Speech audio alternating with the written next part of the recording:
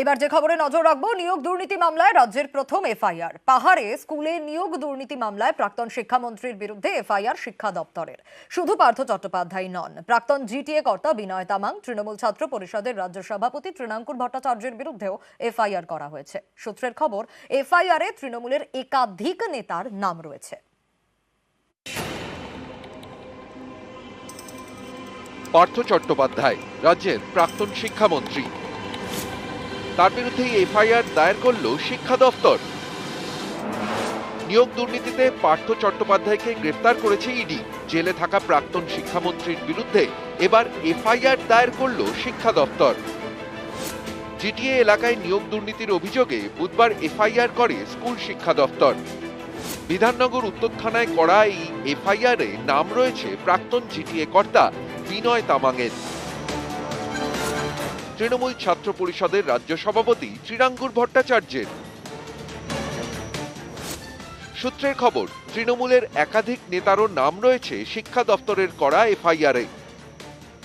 স্কুলের নিয়োগ দুর্নীতি মামলায় এই প্রথম এফআইআর করল রাজ্য। এটি জিটিএ এলাকায় নিয়োগ দুর্নীতি মামলায়। অভিযোগ, 2017 সাল থেকে পাহাড়ে শিক্ষক নিয়োগে ব্যাপক কারচুপি হয়। কোনো রকম পরীক্ষা ছাড়াই 1053 জনকে নিয়োগ করা হয়।